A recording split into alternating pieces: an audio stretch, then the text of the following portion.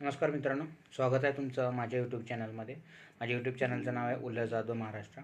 मित्रांनो, माझी विनंती आहे की ज्यावेळेस तुम्ही हा व्हिडिओ पाहत असाल त्यावेळेस माझ्या चॅनलला आहे ते सबस्क्राईब आणि लाईक करा. आजच्या ब्लॉगचा जो माझा विषय आहे आपण जे शिक्षण घेतो आहोत सरकारी शाळेमध्ये किंवा प्रायव्हेट शाळेमध्ये, त्या शाळेमधलं जे शिक्षण आहे ते सध्याच्या घडीला विशेषतः महाराष्ट्रामधलं जे शिक्षण आहे ते एक प्रचंड असं महाग शिक्षण झालेलं आहे. त्याच्यामुळे ते श्रीमंतासोबत गरिबांना मिळेल का नाही याच्याबद्दल ते शांशकता आहे.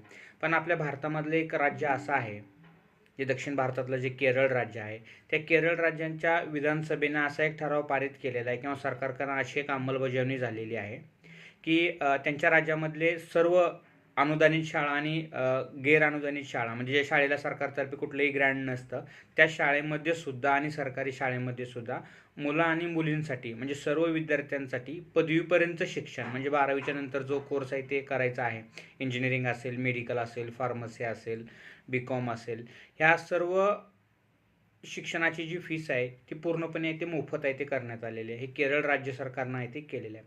म्हणजे संपूर्ण भारतामध्ये केरळ असं एक पहिलं राज्य आहे की जिथं पदवीपर्यंत शिक्षण पूर्णतः मोफत आहे. आता आपल्या महाराष्ट्रामध्ये साक्षरतेचा जर दर बघितला तर तो 84% असा आहे. केरळचा जर साक्षरतेचा दर बघितला तर तो 95% असा आहे. म्हणजे 100रातली 95 व्यक्ती आहे ते पूर्णपणे साक्षर आहेत. पूर्ण भारतामध्ये केरळ हे सर्वात सुशिक्षित असं राज्य आहे. तर ह्या केरळच्या जे काही आताचं जे सरकार आहे तिथे काँग्रेसचं आणि भाजपचं सरकार नाही, तर तिथे डाव्या आघाडीचं सरकार आहे, मार्क्स कम्युनिवादी पक्षाचं. तर त्या पक्षाने त्यांच्या सरकारतर्फे असा निर्णय घेण्यात आलेला आहे की पूर्ण जे पदवीपर्यंत शिक्षण आहे ते त्यांनी मोफत असं आहे ते ठेवलेलं आहे. म्हणजे केरळने काही दिवसापूर्वीच जसं आपल्या इथे एक दारिद्र्याचा एक सर्वे होतो की दारिद्र्य रेषेखाली जी जनता आहे त्यांना सुवर्णमध्ये काही कसं आणता येईल याच्यासाठी प्रयत्न केले जातात.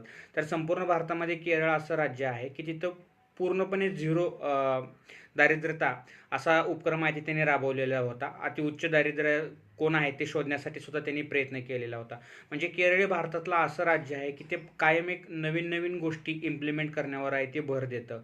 साक्षरता असेल, दारिद्र्य निर्मूलन असेल, शिक्षणामधील आधुनिक बदल असतील, AI तंत्रज्ञान असेल, आरोग्य असेल, म्हणजे ह्या केरळसारख्या छोट्याशा राज्यापासून ज्याचं पूर्ण आर्थिक बजेट जे आहे ते फक्त 22,000 कोटी इतकं आहे, एवढ्या छोट्याशा राज्यापासून संपूर्ण भारतातले जे बाकीचे राज्य आहेत त्यांना शिकण्यासारखं आहे ते प्रचंड असं आहे.